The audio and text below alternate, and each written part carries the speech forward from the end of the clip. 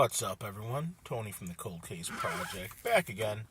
And today, what I want to run with you over is all content shared in these videos is readily available in any Google search. Now, with that said, I take this content, have it rewritten, and upon rewriting it, put it in these videos to spread the word on the thousands and thousands of cold cases of men and women throughout the United States that are just forgotten, and I give this platform to them so their cases and their stories can be told. Now, in addition to that, if you look down below in the description, you're going to see some brand new t-shirt and coffee cup designs I've actually gotten from a couple of my subscribers who have over the years have been giving me some awesome fan art. So with that said, I'm offering a 20% discount code down below if you check that out, and splitting proceeds with them because they are awesome.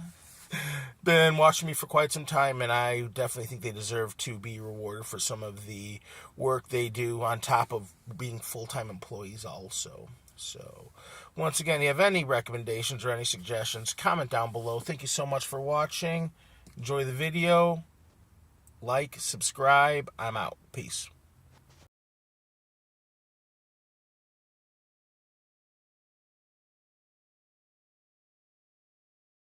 Vi Akapov's story is one of mystery and sorrow, a tale that leaves more questions than answers. Vi, an immigrant from Uzbekistan, lived a quiet and simple life in Bladensburg, North Carolina.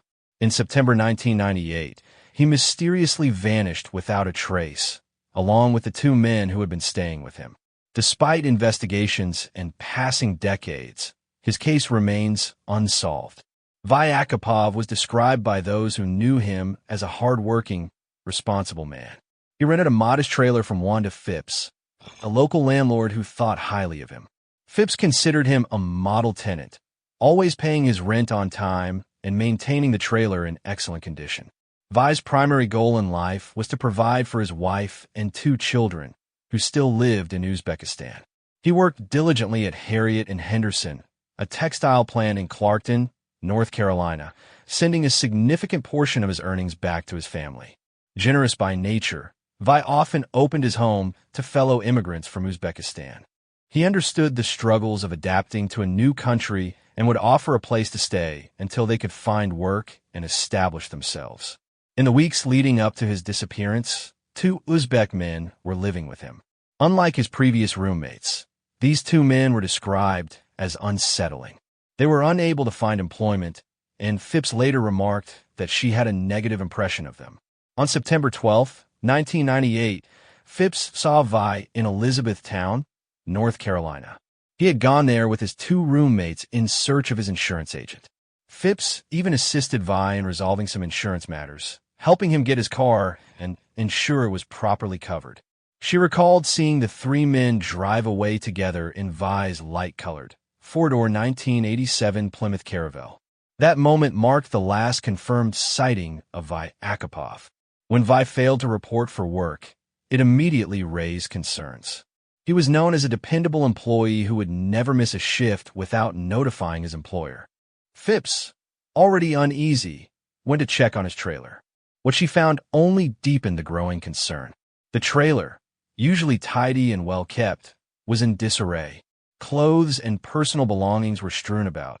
The refrigerator was visibly dented, and empty picture frames lined the walls, their contents missing. Phipps quickly reported Vi missing to the authorities. However, investigations faced multiple challenges from the outset. The two men who had been staying with Vi also vanished around the same time. They were never identified publicly, and no clear trail of their whereabouts was found. Witnesses described the men as being in their 30s, stocky, and standing between 5 feet 9 inches and 5 feet 11 inches tall. Their sudden disappearance raised suspicions, but without leads, investigators struggled to piece together what had happened. Adding to the perplexity was the fact that Vi's two most recent paychecks were left uncashed. He had also been carrying between $500 and $600 in cash at the time he went missing. Despite this, no evidence surfaced to suggest any known financial or legal troubles. Investigators believed Vi's devotion to his family made it highly unlikely that he would abandon his responsibilities without a word. Letters from Vi to his wife and children, previously frequent and heartfelt, abruptly ceased after his disappearance. There were a few unsettling leads. Skeletal remains were discovered near Wilmington, North Carolina, in an area approximately an hour and a half from Bladensburg. The remains belonged to a man around Vi's age and were found with boots similar to those he owned. However, despite these similarities, forensic testing failed to conclusively identify the remains as Vi's. The possibility of foul play loomed heavily over the investigation. Vi's roommates, their suspicious behavior, and their own unexplained disappearance pointed to a potential connection. Yet no definitive evidence emerged to link them to Vi's fate. Phipps' observations that the men seemed troubled and unable to find work, coupled with Vi's reported possession of cash, suggested a possible motive for a crime. However, without concrete evidence, no arrests were ever made. Authorities also considered the possibility of Vi leaving voluntarily, perhaps under duress or fear. It was suggested that he may have been coerced into disappearing, but the abrupt end to his contact with family members made this scenario seem unlikely. If Vi had intended to escape a threat, why would he have left his paychecks behind? And why would he cease communication with his beloved family?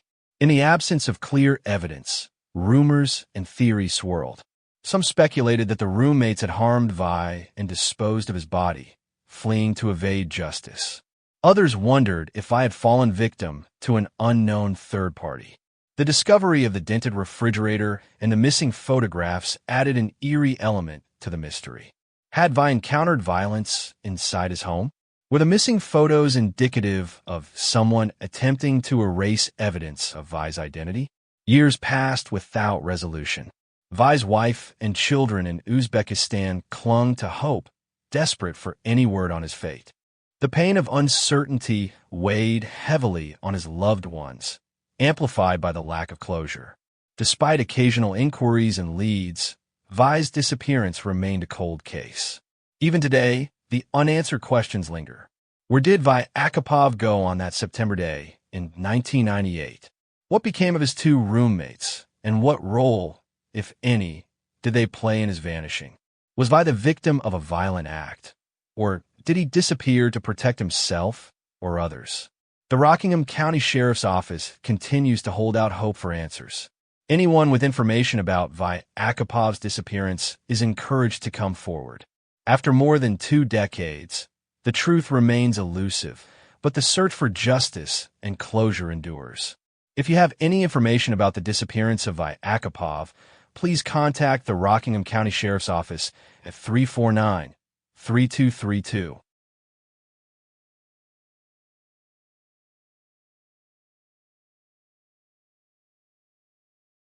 Debbie Wolfe, a 28-year-old nurse from Fayetteville, North Carolina, vanished without a trace after leaving work at 4 p.m. on December 26, 1985. Just the day before, she had celebrated Christmas with her family, making her sudden disappearance all the more alarming. When she failed to show up for her shift the next day, her concerned parents, John and Jenny Wolfe, along with a friend named Kevin Gorton, went to her secluded cabin located 7 miles outside of Fayetteville to check on her. Upon arrival, they were immediately unsettled by what they saw. Debbie, known for her meticulous and tidy nature, would never have left her home in the state they found it. Her car was parked in an unusual spot, which struck them as odd. Beer cans were scattered around the property, something highly out of character for Debbie, who was not a heavy drinker. Even more concerning, her 2 beloved dogs had not been fed, which was deeply unusual since Debbie was a devoted pet owner. Inside the cabin, her nurse's uniform was carelessly discarded on the kitchen floor, and her purse had been shoved under her bed, adding to the growing sense of unease. Further unsettling details emerged when they checked Debbie's answering machine. A strange message had been recorded earlier that day. The caller claimed that Debbie had been absent from work for several days, which was demonstrably false since she had worked the previous day. The tone and content of the message further heightened her family's fears. Something was terribly wrong. Despite the ominous signs, when Jenny attempted to report her daughter missing, the authorities informed her that they would not open an investigation until 72 hours had passed. It wasn't until December 31st, 5 days later, that the sheriff's office officially began their investigation. During this time, Debbie's family and friends searched desperately for any sign of her. The wooded area surrounding her property and a pond situated in her backyard were both scrutinized, but no trace of Debbie was found. Jenny, undeterred by the authorities' delayed response, enlisted the help of Kevin Gorton and another friend, Gordon Childress, both experienced divers with backgrounds in search and rescue.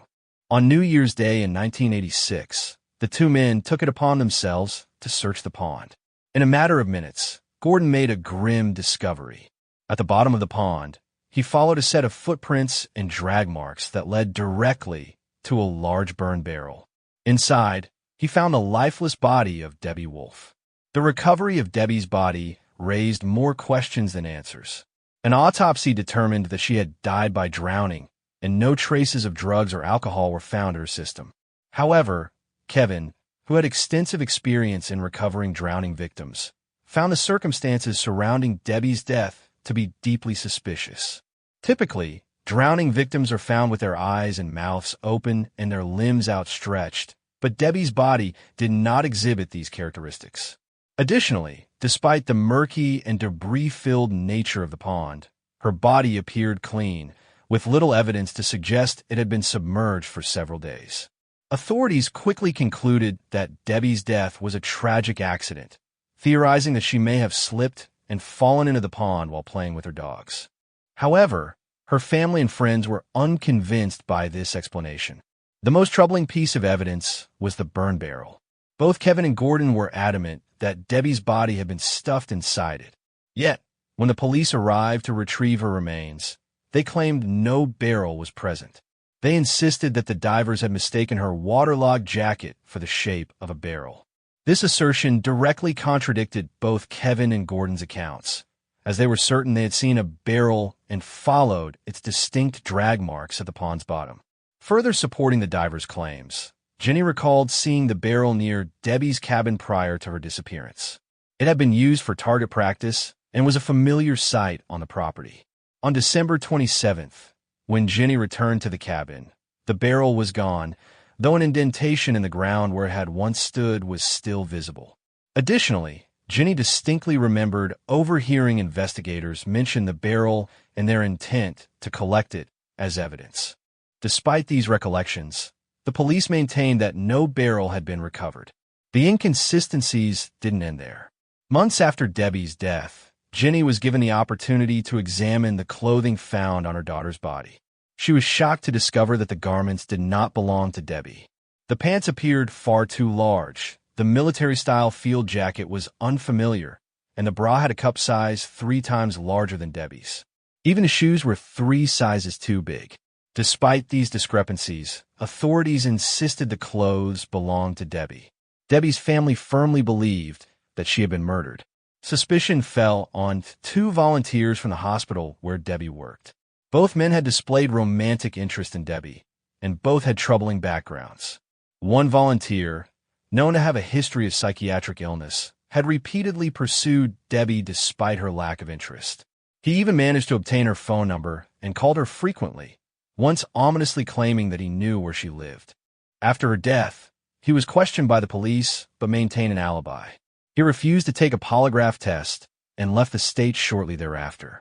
The second volunteer had also attempted to establish a romantic relationship with Debbie in the weeks leading up to her disappearance. After she rebuffed his advances, he allegedly became resentful. Jenny believed this man may have been responsible for the cryptic call left on Debbie's answering machine. Like the first suspect, he was questioned by police, but no evidence was found to implicate him. Despite the family's persistent efforts, no arrests have ever been made in connection with Debbie Wolfe's death. Her parents, John and Jenny, and her brothers, John Jr. and Joseph, have all since passed away without finding the closure they so desperately sought. The unanswered questions surrounding Debbie's final days continue to haunt those who knew and loved her. Debbie's case remains unsolved.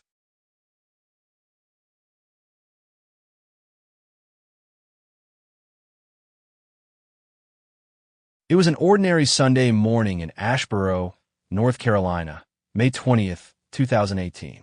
The sun rose over the quiet suburban streets as 28-year-old Nancy Troche Garcia prepared for what she claimed would be a temporary trip.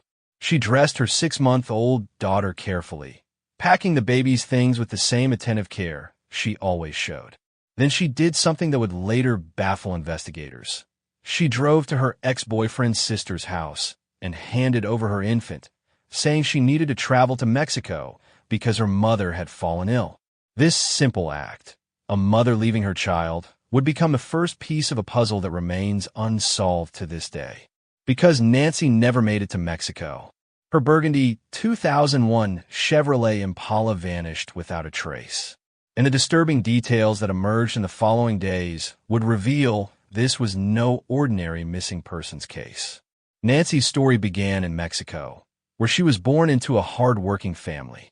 In her early 20s, she made the difficult decision to immigrate to the United States, eventually settling in Asheboro.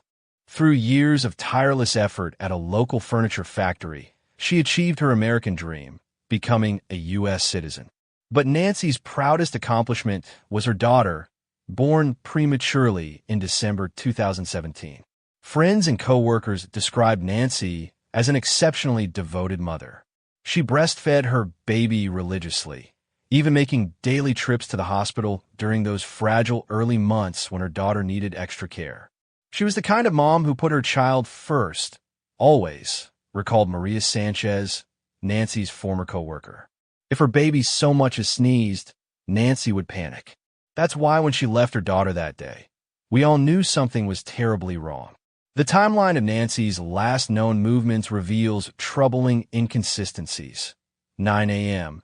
Nancy arrives at her ex-boyfriend's sister's house in Asheboro's 300 block of East Balfour Avenue. Security cameras from a neighbor's home would later capture her car pulling into the driveway. 9:15 a.m. According to the sister's statement, Nancy hands over the baby, explaining she must drive to Mexico immediately because her mother is seriously ill. She promises to return in a few weeks. 9:30 a.m. Nancy leaves the house alone. This is the last confirmed sighting of her. Here's where the story gets strange. Nancy told the sister she needed to stop for gas before her long drive. But no gas station surveillance footage from that morning shows her car. Her cell phone records reveal 2 outgoing calls to an out-of-state number at 10:12 a.m. and 10:18 a.m. after she supposedly left. Who did she call? The number was never traced. Border crossing records show no sign of Nancy or her car entering Mexico. Nancy's burgundy Impala became the case's biggest physical clue and biggest mystery. Despite being a distinctive color with visible bumper stickers, the vehicle seemingly evaporated. No toll booth cameras captured it leaving the area, no traffic cameras spotted it on major highways, no reports of abandoned vehicles matching its description. Retired Detective Mark Reynolds, who reviewed the case independently, shakes his head. A car doesn't just disappear. Either it's hidden incredibly well, maybe in a garage or barn, or it's underwater somewhere. The fact that no extensive searches were done of nearby lakes in those first weeks is unforgivable. Asheboro Police Department's handling of the case has faced intense criticism. In the first 48 hours, no Amber Alert issued, no immediate search for her vehicle, no door-to-door questioning of neighbors first week. Critical gas station surveillance footage automatically erased before being reviewed. Nancy's apartment wasn't properly sealed as a crime scene. Her ex-boyfriend and his family gave conflicting statements that were never reconciled first year. DNA samples weren't collected until 3 years later. The 2 mysterious phone calls were never fully investigated. No dive teams ever searched nearby lakes for her car. Over years of investigation, several possibilities have emerged. 1. Foul play by the ex-boyfriend's family. Nancy was in the middle of a custody battle. Her important documents disappeared from her apartment. The Mexico story was provably false too. Accident and cover-up.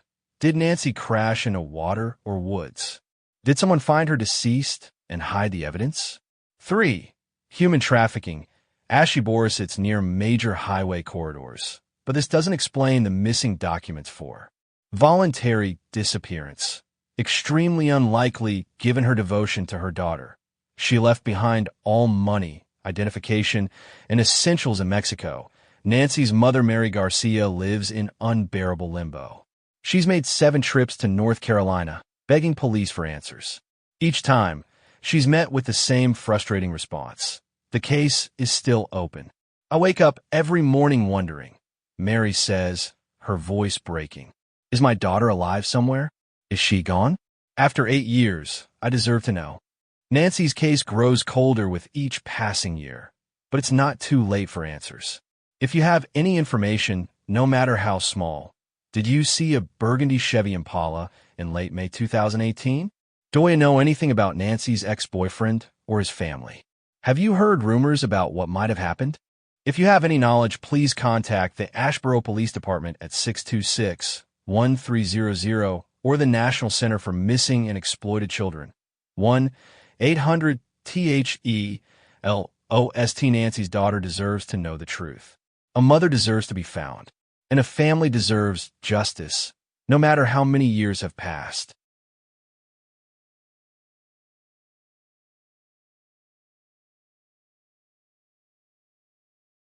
Rhonda Henson, a 19-year-old from Valdez, North Carolina, had been celebrating the holiday season in 1981. She had recently graduated from high school and secured a clerical job at a local steel company. On the night of December 22nd, she attended her workplace's Christmas party, excited to enjoy the festivities. By midnight, she left the gathering with 2 friends, giving them a ride home before starting the 10-mile journey back to her parents' house, where she still lived. At around 1 a.m., her mother, Judy Henson, abruptly woke up with an overwhelming sense of dread. She felt a terrible certainty that something had happened to Rhonda. Her father, Bobby Henson, also stirred awake.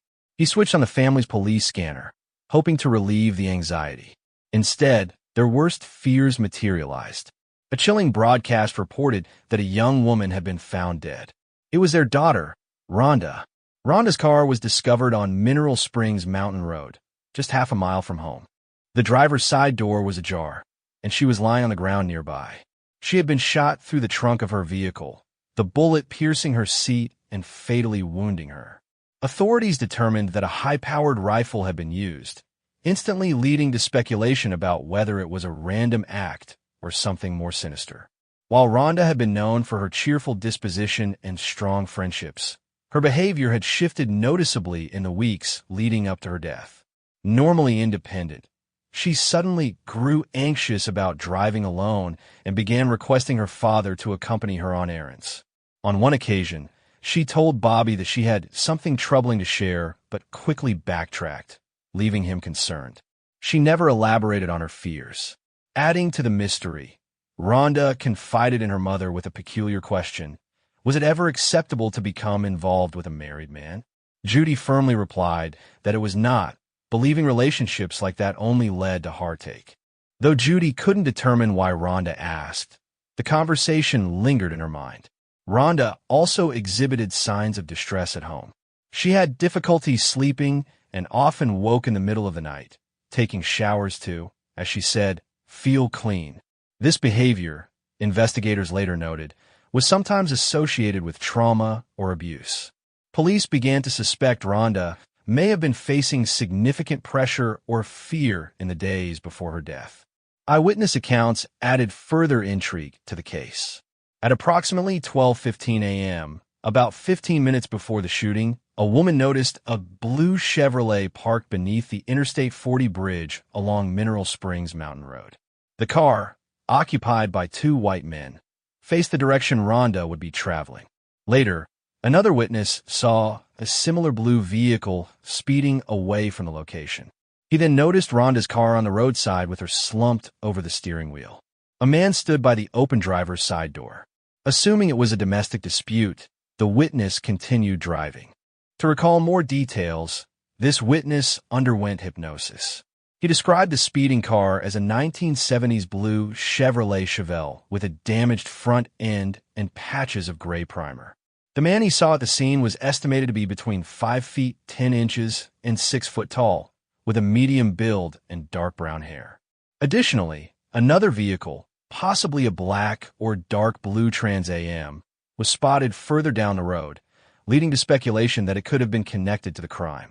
Investigators later found latent fingerprints on Rhonda's driver's side door, believed to belong to the killer. However, these prints have never been matched to a suspect. Her murder remains unsolved. In the years following Rhonda's death, various theories have emerged. Some speculate she knew her killer, given the evidence suggesting she willingly stopped her car. It's believed that an argument may have escalated, leading to her being shot as she tried to drive away. Others suggest that she could have been stalked, possibly by someone connected to her workplace or personal life.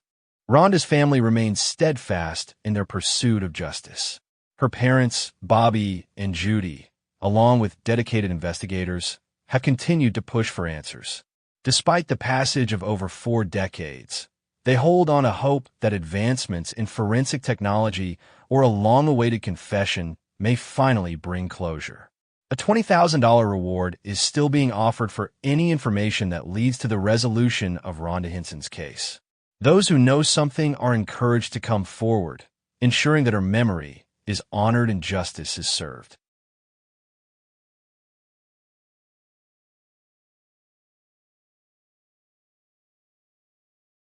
Shannon Vanukkirk was last seen at the Husk, a bar in the 30 block of South Front Street in Wilmington, North Carolina, at 7 p.m. on April 5, 2014.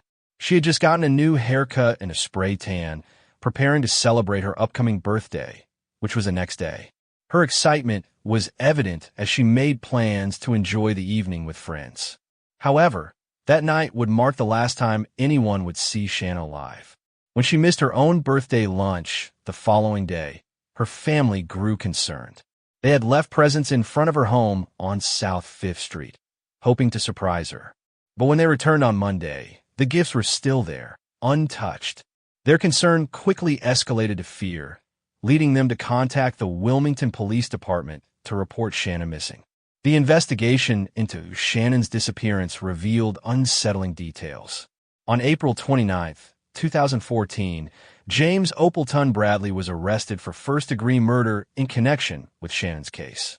Bradley, who worked alongside Shannon at Mott's Landscaping, had developed a romantic interest in her. His past was marked by violent crime. In 1988, he was convicted of murdering his 8-year-old stepdaughter, Ivy Gibson, serving almost 25 years in prison before being released on parole just 14 months prior to Shannon's disappearance. Despite this dark past, Bradley had managed to establish himself within the landscaping company, working closely with Shannon. Phone records showed that Bradley and Shannon exchanged 17 phone calls between April 1st and April 5th. On the day she vanished, the communication suddenly stopped. Investigators became increasingly suspicious when Bradley provided inconsistent statements about his whereabouts. He changed his story multiple times, each version conflicting with the previous one. Initially, he denied seeing Shannon on the day she disappeared. Then he claimed she had gotten into his truck, but after a brief conversation, he dropped her off unharmed. However, under further questioning, Bradley eventually admitted that they had argued in his vehicle about Shannon's relationship with another man. He claimed she jumped out of his truck and ran away, an assertion that law enforcement found implausible. Determined to find Shannon's body, investigators conducted searches on properties where Bradley had worked. One such search led them to a field in Hampstead, North Carolina. What they discovered was shocking. In a shallow grave, wrapped in duct tape and trash bags, lay the nude body of a woman. At first, authorities believed it might be Shannon. However, forensic analysis identified the remains as those of 35-year-old Alicia Marie Tucker, another woman who had vanished months earlier. Tucker had died of blunt force trauma, and traces of her blood were found in Bradley's SUV. This discovery further implicated Bradley in a pattern of violent behavior. In 2016, James Opleton Bradley was charged with Alicia Tucker's murder. Despite the mounting evidence in Shannon's case, her body was never recovered. Nevertheless, prosecutors proceeded with a murder charge, determined to hold Bradley accountable. In 2017, he was convicted of second-degree murder in Shannon's case and sentenced to 30 to 37 years in prison. Following the conviction, Bradley faced additional trial proceedings for Tucker's murder. In 2019, he was convicted of first-degree murder and sentenced to life imprisonment without the possibility of parole. Despite Bradley's conviction, Shannon's body remains missing. The Wilmington Police Department encourages anyone with information about Shannon Vanukkirk's whereabouts to come forward.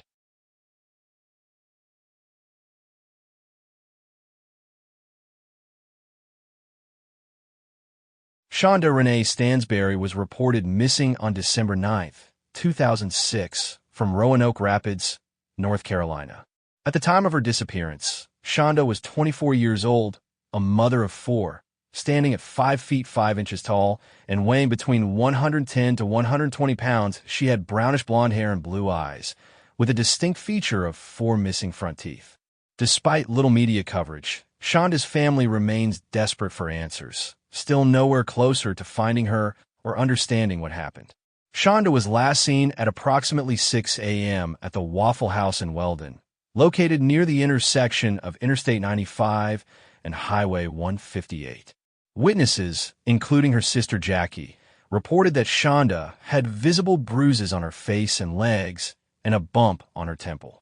One of the Waffle House customers gave her a ride to the West Side Trailer Court on West 10th Street in Roanoke Rapids.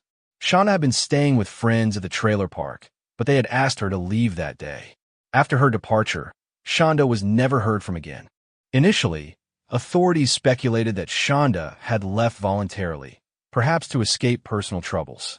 However, the situation quickly took a darker turn. On December 14th, at 11:30 a.m., a woman in Halifax County called 911, reporting a terrifying sight. She claimed she saw a woman she believed to be Shonda running into the woods behind the Information Grocery Store on Highway 158. The woman was naked, bleeding from her face, and screaming for help. 2 African-American men were chasing her. Fearful for her safety, the witness did not intervene. After making the anonymous call, she hung up without identifying herself. Law enforcement later managed to locate the caller, who repeated her account in full. She knew Shonda personally and was certain it was her. The witness described the 2 men. One was between 28 and 32 years old, approximately 5 feet 8 inches tall with a dark complexion, muscular arms, and a stocky build. He wore jeans, a white t-shirt, and a baseball cap, and was possibly bald. The second man was around 5 feet 6 inches, medium build, with light skin and dreadlocked hair. He wore Timberland boots, patched jeans, and a brown or light brown oversized button-down shirt. Despite these detailed descriptions, no suspects were ever apprehended. Shonda's case was reclassified as an endangered missing person investigation, adding urgency to the search efforts. Her family, especially her sister Jackie, has tirelessly advocated for answers. Shonda's mother believes the possibility of a head injury could have led to memory loss, leaving Shonda unable to recall her identity. Over the years, the family has chased numerous leads, traveling to towns like Greenville, Goldsboro, Wilson, and Rocky Mount to investigate possible sightings.